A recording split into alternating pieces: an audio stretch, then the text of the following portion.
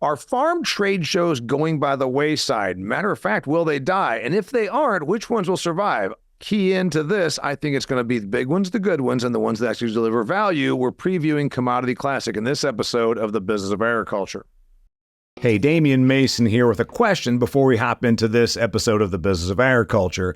If you farm for a living, you employ a lot of amazing technology, from your inputs that you put into the soil to the tractor that you sit in, your combine, and the amazing data that it harvests. But has your soil analytics kept up technologically with everything else in your farming operation? I would venture to say that no, it is not. Sure, you check for your nitrogen, your phosphorus, your potassium, your micronutrients as well. But what about disease pressure? Do you know what diseases and what pests you're going to face next year? No, you don't. But you can now figure that out with XtremeAg's predictive analytics. Think about it. They can tell you now with testing what the likelihood of facing nasty diseases, things like cyst nematode or sudden death syndrome, what the likelihood of you having this in your field. Then you know how to prepare, how to treat, and where to invest your money. It's using technology to make you bigger yields and therefore make you bigger money. Go to www.pattern.ag to learn more. They are pioneering the way in predictive agronomy.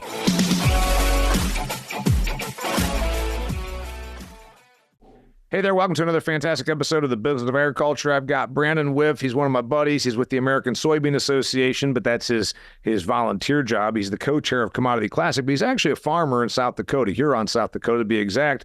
He grows lots of crops up there, including now he's got a side venture producing hay. And I've got Kelly Garrett with XtremeAg, my Iowa friend who brought me into the XtremeAg fold almost 3 years ago. And we're talking about Commodity Classic because we're going to all be there, but we're also talking about the trade shows in general. Full confession, I've discussed this with my friend Todd Thurman, who I do the Business of Ag Success Group with. He's got a background with large corporate, and he said sometimes we went to these trade shows because we thought if we didn't, we would get yelled at. But the reality is there's lesser and lesser amounts of people coming through the doors. The people are coming here just to pick up free fly swatters and hats. We don't necessarily even get any business out of them. We got to admit that maybe sometimes the model is going to need to change.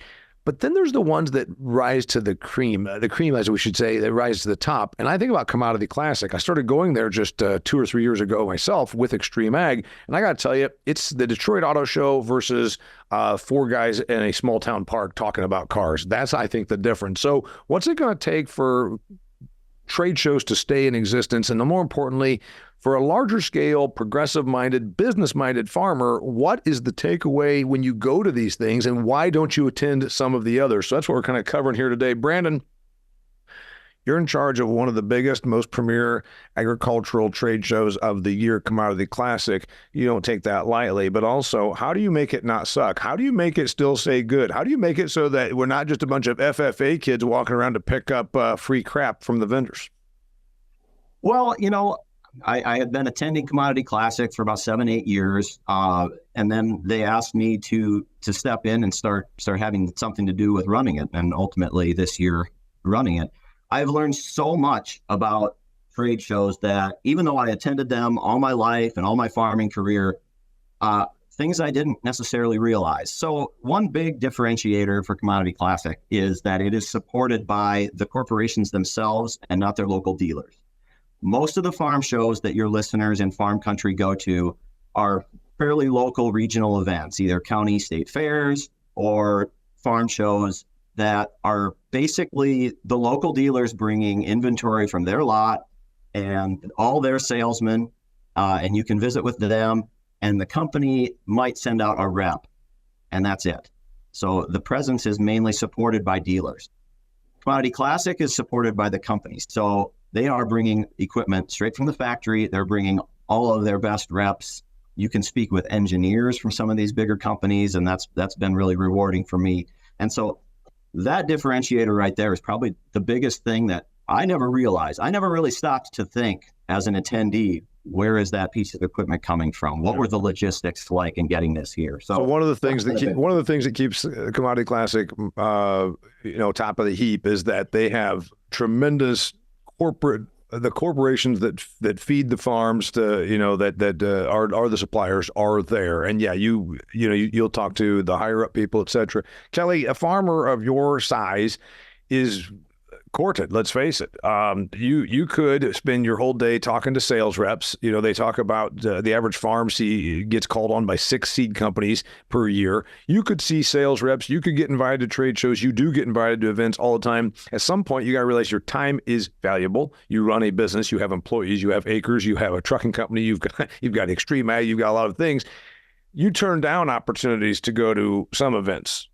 Why do you turn those down? What is it that doesn't speak to you about some agricultural trade events and then the ones that you don't turn down? Well, just as you said, your time becomes more valuable. It used to be when you went to a trade show, it was a goof off day. We're going to get a free hat. We're going to have a couple beers, and it really is a mini vacation. Now, especially with XtremeAg and things like that, now it's work. But I don't mean that in a bad way. I love what I do. It's work from the standpoint that I want to go to Commodity Classic and I want to learn something, and or I want to build a relationship that I'm going to learn something from in the future. So it very much is a networking event for me. And I would tell you, I was trying to think, I always hate it when the other guy gets to go first, Damian, because I'm like, what if he steals my thunder and I don't know what to say? So I'm always listening to Brandon, and I'm going to play off of that. Brandon spurred some thought. Today somebody asked me, he said, are you the decision maker on my farm? And I'm like, yes. It was a salesman. Are you the decision maker on your farm? I'm like, yes, I am. You know what's good about Commodity Classic versus the regional things that Brandon talked about? The companies that are there, you're talking to the decision makers. You're talking to Galen Beer from AgroLiquid. You're talking to Tommy Roach from Nature's. You're not talking to a 24-year-old salesman that's been out of school 2 years. And that sounds insulting. We might have, by the way, we probably have some 24-year-old salesmen that have been out of school for 2 years that are listening to this. It's not insulting. It's just that, let's be honest about this. That's right. If you're a large-scale farming operation and you actually need an answer, hey, what can we do to get this thing done? You get the impression, and Brandon can kind of key off this also, that you're talking to folks that actually are decision makers at a certain level versus somebody that hand out beer koozies. I'm not trying to insult anybody. Please, I apologize if anybody thinks that. But as the decision maker, I want to talk to the decision makers. And at Commodity Classic, I can talk to the decision makers. I never thought about it that way till Brandon talked about it's the companies supporting it instead of the dealers. Brandon, I don't like the fact that he's sucking up to you. I don't like the fact that you're kind of trying to outshine the host here on this show, but you are, because you're good. You're good at this. Anyway, go ahead. Well, I'm going to say back in 2015, I had the opportunity to attend Agritechnica, which is this enormous show in Hanover, Germany. They do it every other year, and it is the biggest. But one thing that I probably experienced there for the first time that I have since experienced at other trade shows that are maybe free to attend is they're downright overrun with people. The first day we were at Agritechnica was the media preview day, and I'll say that it was only extremely crowded. Then the next day we were there was the first day that the actual show was open to everyone, and it was shoulder to shoulder. That was the year that I think Fendt released their 1000 series front wheel assist tractor for the first time. I mean, you couldn't get within 100 feet of the thing. Mm-hmm. And, you alluded to this earlier at some of the American trade shows. You've been to Louisville, for instance. It's conveniently located for a lot of people to drive there, and it's free to get in. So they get, busloads of FFA kids that you mentioned. And I want them to experience what agriculture has to offer too. They are the future of agriculture. But guys like me and Kelly are the present of agriculture. And, we need to get up to that piece of equipment and decide if it actually fits on our farm, speak with the decision makers, as Kelly said, and see if, see if there's going to be an opportunity for us to purchase. I mean, I got my checkbook right here. Let me get up there and talk to them. Yeah, I mean, that's what's interesting is to the people that are kind of saying these guys sound snooty. No. When you look at it as, okay, I've got a certain amount of time to devote to these things, and I don't know about you, but when I go to this kind of stuff, I go there with a hit list. I am going to see these 7 things, and I'm going to speak with someone. I'm going to kick the bricks, touch this thing, talk to someone that is knowledgeable about this thing. I have one day, and I'm going to go to these 7 booths. That's how I look at it, because Hell, I travel 140 days a year. Even I have to say, I'm going to this thing, I'm going to accomplish these, whatever, this hit list. And I think that's really what you guys are talking about also. Kelly, are you going to, when you go to a function, do you take a hit list? Yes.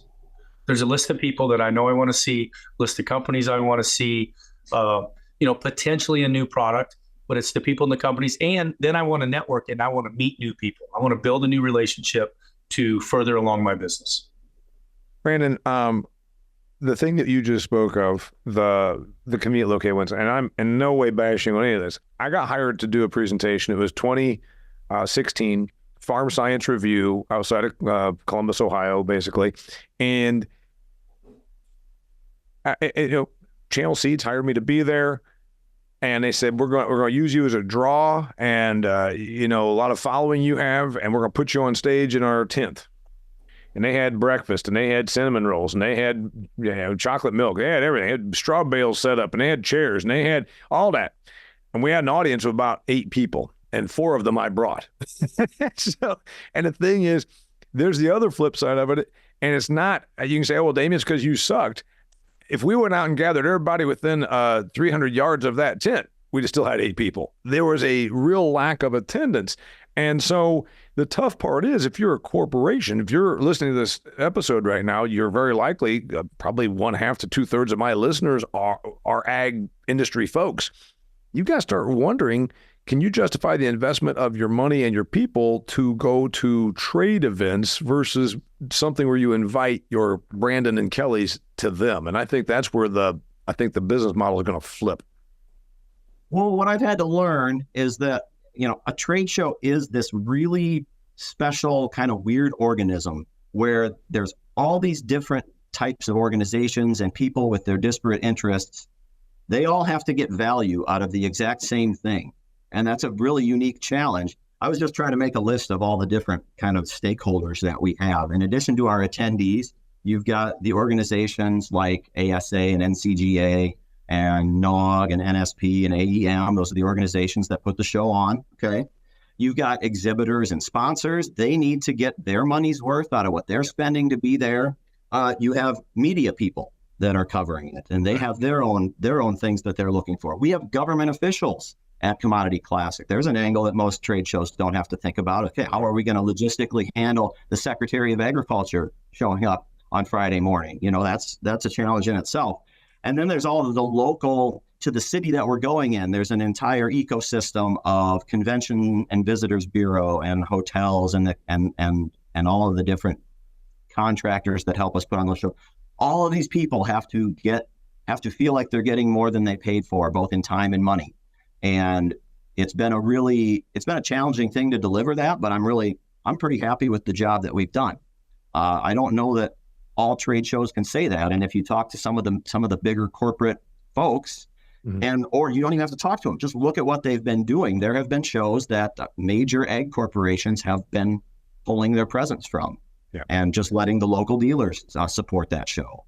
And we definitely don't want that happening with ours, and so we're taking a lot of steps to prevent that. By the way, I like that. If you're wondering, dear listener, we are going to be there. XtremeAg, me, Kelly, and all the guys from XtremeAg are going to be there. We'll be hosting panels, and we've even got a Thursday during Commodity Classic 7 a.m. Learning Center where we're going to be talking all about getting more soil improvements, soil enhancements, and some of the navigating programs and all that. So it's going to be amazing. We're going to be there. I want to hear Kelly when we talk about how do you deliver value to 6 different people, because he's a business owner and a farm person, and he's now also a presenter at one of these things. So he kind of fits off 3 of the 6 stakeholders you just mentioned, Brandon. Before we do that, I want to tell you about my new sponsor, Redox Bionutrients. It's a family business with products for ag and turf. They started 30 years ago in turf. I know there's a boatload of biological companies out there. Bionutrients has a proven track record, 3 decades. Darren Moon, the CEO, started this company 3 decades ago in turf, worked into, turf, have heavy involvement in turf, and also agriculture. 30 years of proven in-field success. Redox helps farmers shift from traditional fertility to highly efficient carbon-based technology. Redox Bionutrients provides superior nutrition, abiotic stress defense, root growth, and also soil health and efficient nutrient uptake. Find out more at redoxgrows.com. Check out the Redox Growth podcast. I was on one of their episodes last month. That's redoxgrows.com. It's hard to deliver value to everybody. Brandon just talked about government. corporations that are vendors, farmers. Who else did we talk about needs the value added there? There's media, there's sponsors, there's the organization. Sorry. The organizations, American Soybean Association, National Corn Growers Association, sorghum is there, wheat, and then the American equipment manufacturers people are there. How do you deliver value to all those, Kelly? Seems like a tough hoop to get through. How do you deliver value to all those people? You got to give them all enough time. I would not want to have to walk a mile in Brandon's shoes the end of February. I think it's tough enough to keep up our schedule, Damian, at a Commodity Classic. I can't imagine. Brandon's schedule is probably already hectic, just planning for it a month out. How do you bring value to all those people? The logistical planning, the hotels, the restaurants, choosing the city, everything that he said, I would echo that. I would imagine they're planning that years in advance. I can't even comprehend the job that this is after we sit here and listen to Brandon talk about it. I would like to commend you. You guys do a great job. Commodity Classic for me is like Christmas now. It's a can't miss event. Kel, you made a switch. Maybe it was 8 years ago. You told me before we hit the record button, or maybe it was yesterday when we talked, that you went to Commodity for the first time in 2016. And like I said, we've got a pretty big presence there. Full disclosure, dear listener, we're not here to be a commercial. We're just talking about, separating the wheat from the chaff. Again, and I'm being very honest with you, I went to and I worked at a trade show years ago, and they still had cement stave silos on display. And I remember I went up to the vendor and I said, did someone built one of these since 1982?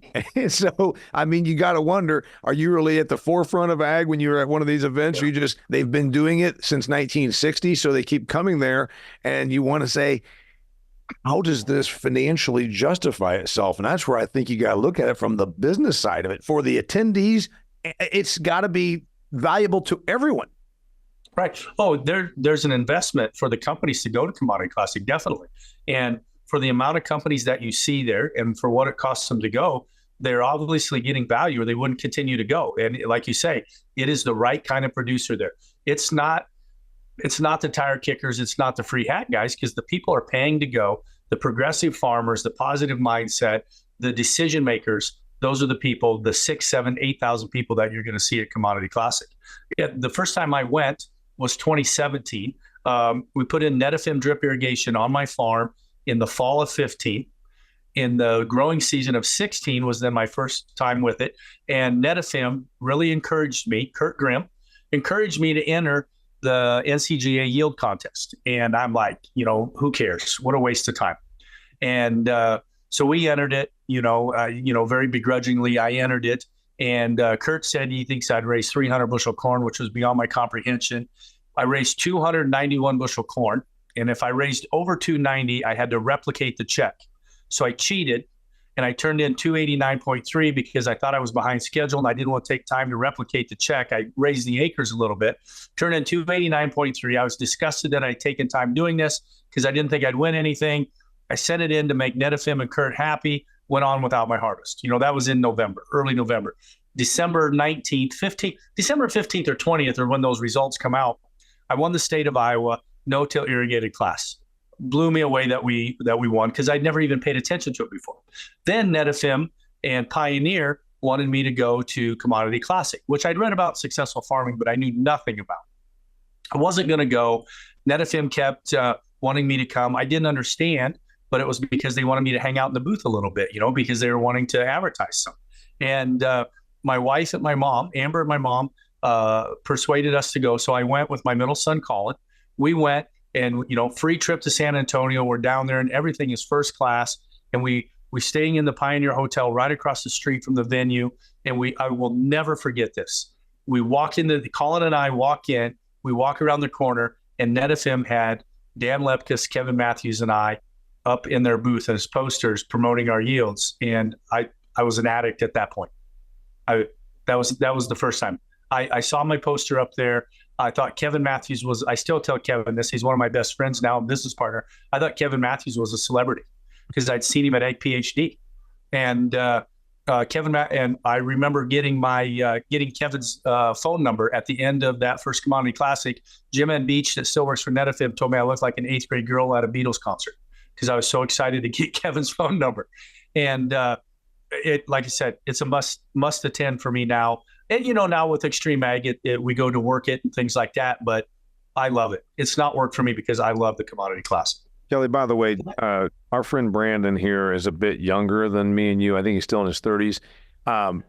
The better comparison would be an 8th grade girl at a Taylor Swift concert. The Beatles were a band in the 1960s. I realize that you young kids have no idea who that was. How about me at a Taylor Swift concert? But who could afford the tickets, honestly? Kelly touched on something about this thing that's an interesting tie-in, yield contest winners. Obviously, the XtremeAg guys enter this and place very well because they're always trying to, test the boundaries of production agriculture. Yield contest winners is something. Is that how it started? Did the Commodity Classic begin this thing where, like, the Soybean Association said, let's bring in a bunch of farmers and then tout these 5 guys that have the high yield for the country? How did it start? I'm not the official American Soybean Association historian. So if I try to get too into the details, I'll get it wrong. But I'll just say that, 30 plus years ago, both organizations were kind of trying to do a smaller version of Commodity Classic themselves. Yep. Basically, they had their annual meeting. There was a trade show attached. They combined forces, and 30 years later, it's what you see today. I don't want to say the wrong thing and try to necessarily say where it came from, but try to tack on to something that Kelly said, and something that I want all of your listeners to know. You don't have to be a thousands and thousands of acre producer or a yield contest winner to be a progressive producer or an elite producer.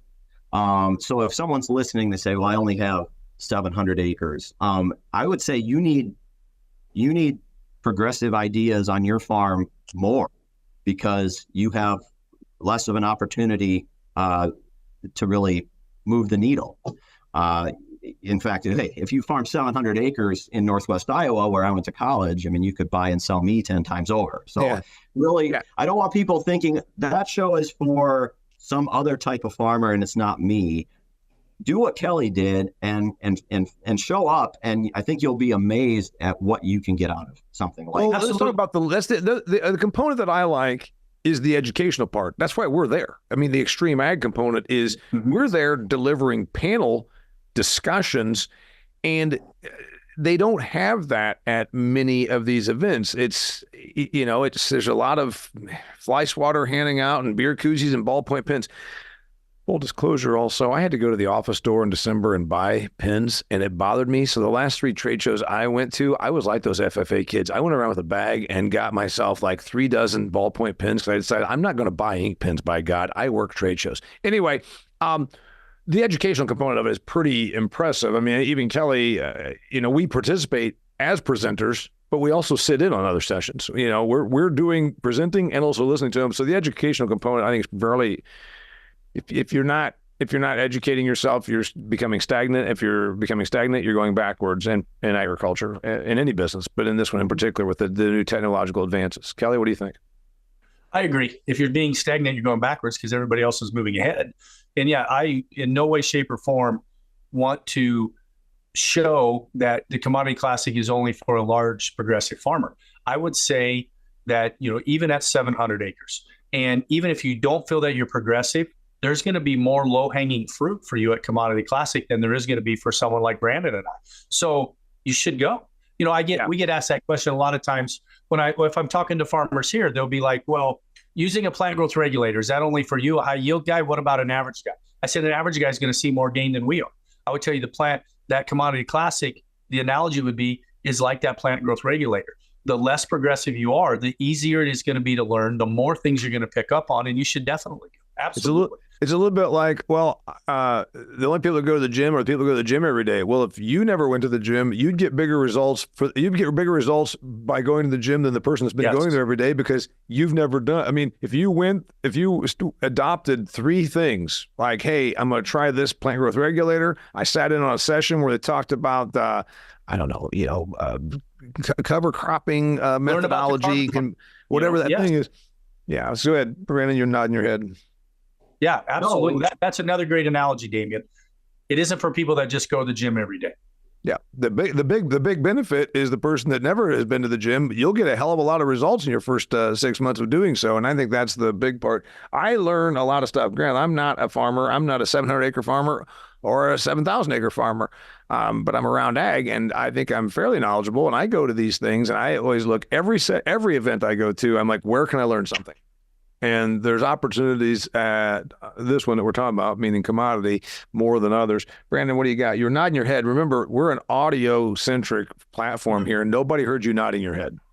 Well, but as I understand it, people can tune in and watch. We're on Acres TV. We're on Acres TV, and we're also on YouTube. But more people listen because ag people are in their cars, trucks, and tractors a lot. So we get 10 times the listeners as we do the viewers. And also, good-looking guy like you, you're good for TV. So if you're listening to this and you want to see Brandon coming to us from his office in South Dakota, you should tune in. Well, I hope they take your word for it, Damian. I've been on with Damian enough times, Brandon, that I don't shake my head anymore. I answer. And when I was sitting there watching you shake your head, I'm like, oh, you're about to get hazed. I knew it was coming. I've seen it. No, I knew it was coming.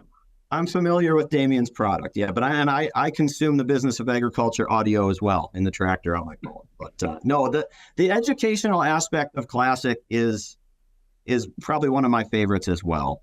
The day-to-day of running a farm can get a little monotonous, especially if you let it. Like you can settle into a routine. Yeah. And repeat that routine, and before you know it, it has been 10 or 15 years, and you've gone half a generation, and your farm hasn't really changed appreciably. And so as I get older and more mature, I hold myself more responsible for the ways that I stretch my mind and the opportunities that I say yes and also no to, right? Kelly alluded to this. When you're successful, you got a lot of people that want to talk to you, and you have to learn, who to say no to and where to invest that time. And so the educational things, if you really make it a priority while you're at the show to not sleep in and really use your time well, you're going to be able to hear from some of the best minds in agriculture, really, all in one place. And you don't get that anywhere else. Yeah, I like that. By the way, speaking of sleeping in, we're slated to be on Thursday at 7 a.m. with the XtremeAg panel on soil health, and we're going to answer a lot of questions about new initiatives, about programs, about everything else. And I think no session should ever start before about 9:15. I mean, that way you can kind of stroll in there with your chocolate milk at 9, shake hands and all that. This whole thing where farm people adopted the idea that they have to wake up early really is bothersome to me as a person that doesn't like waking up early. But aside from that, Thursday at 7 a.m. during the Commodity Classic, the Learning Center, Kelly and I are going to be on stage. They're promoting it. So, by golly, we want to be there. Hey, Kelly, the rapid fire here. Big takeaways that you get when you go to an event, whether it's Commodity Classic or another. There's the business side, there's the equipment side, there's the product side, there's also the, shall I say, peer side. Give me a takeaway from each of those. Business, I'm going to write that down. Biz, equip, inputs, product, and peer.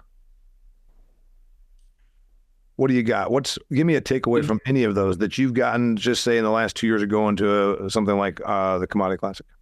The business side, last year I took away something for our trucking business on the, kind of an ELD software to track maintenance, things like that. I don't know that we ended up going with the exact company I brought home from Commodity Classic, but it spurred a lot of thought when I brought it back to the girls in the office because we were looking for some way to do better. The peer side, countless people that we meet, because of Commodity Classic, meeting Brandon today. Things like that. You're going to meet a lot of at different dinners and events and just walking around, all the people that we meet at Commodity Classic. I love that.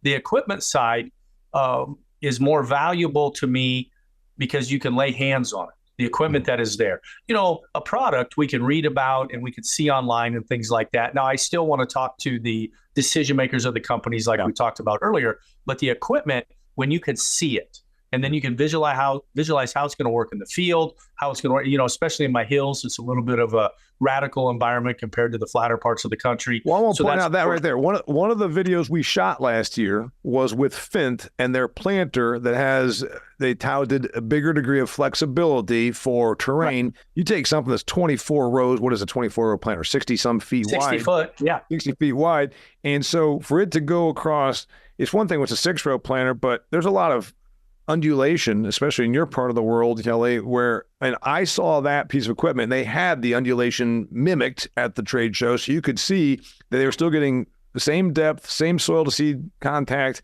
from row number 4 to row number 14, where there was two molehills and a mogul. You know what I mean? So I thought that's where kicking the tires is actually pretty valuable. That's a good example. The Momentum Planner has been a huge eye catcher the last couple of years at Commodity Classic. And yeah, it performed very well on my farm. Inputs and products, like you said, maybe that's not as important, but you see the person. Well, I can see them online, but the equipment thing, I don't need to see the product like I'd like to see the equipment. But what I do like to see is to talk to Galen and Stephanie from Agroelectric. Sure, I want to be able to talk to them and ask them what they think, because they're going to have some very much high level ideas dealing with my base saturation problem or my organic matter. That's where the product part is important, when I can speak to them in person about the product. That 5 or 6, 10 minutes that you spend with people of that level at the business, talking to Tommy, talking to Burt Rigg, Concept Agritech, those kind of guys you don't get to talk to every day. That's where the product stuff is important, because I can talk to them. How's that going to perform on my farm? Brandon, one of the things, the Huntington County 4-H Fair, where I went from the time I was a child, 10-year 4-H member, the people that planned that event have prided themselves since sometime before I was born that, by God, we're a county fair and we have lots of people come here, and by God, we don't have a carnival. There's no carnies. There's no trash here. There's no carnies here. And they're very proud of that. What are you very proud of that the Commodity Classic doesn't have? First off, there's no carnival. There's no stuffed animals shooting, all that kind of stuff. What are you proud of?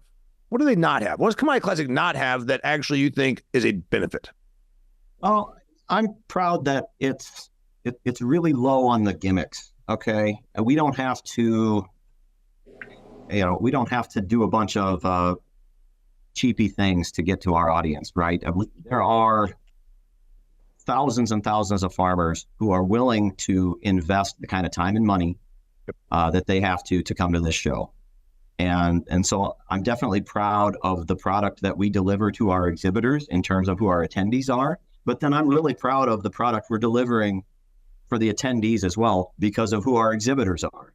And we touched on it earlier. There's all these different people that have to get value out of a trade show.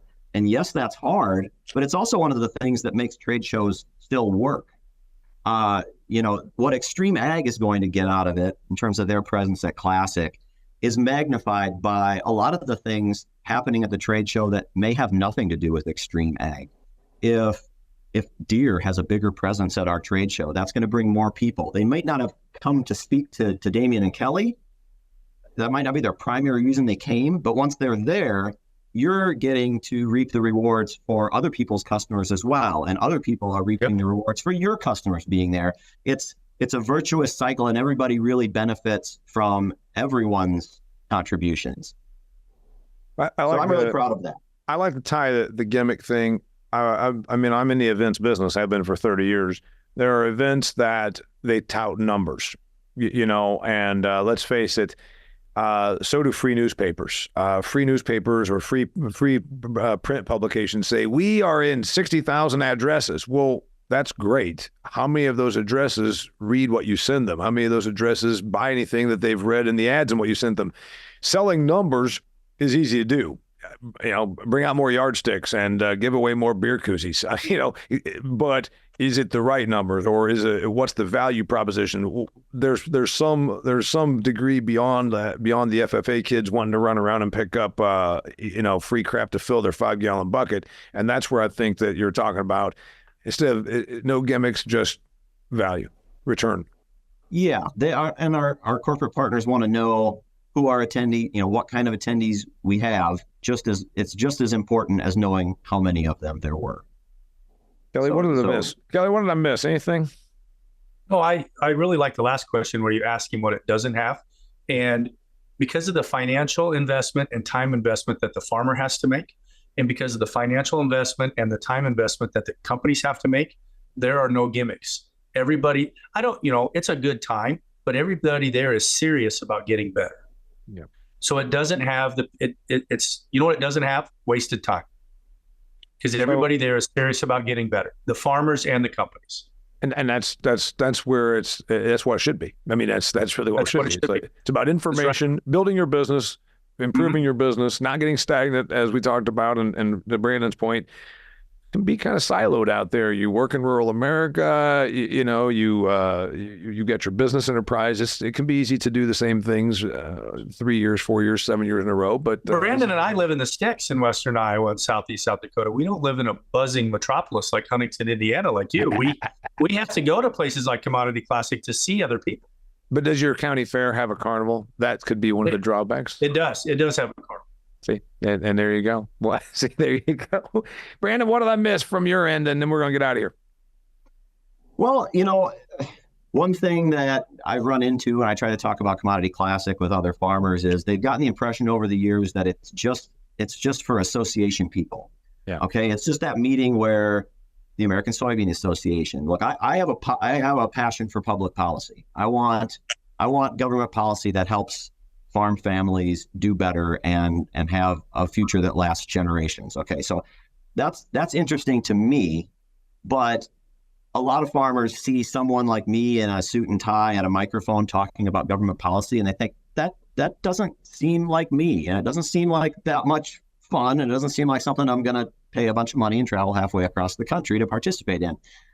And to those people, I try to point out all the other things that our show has. Like, that is 1/20th of what's going on is our association business and our association meetings. If you have nothing to do really with any of those organizations and you don't volunteer for them and you don't want to go to any of their meetings, there's still going to be arguably too many things on the schedule for you to really hit them all.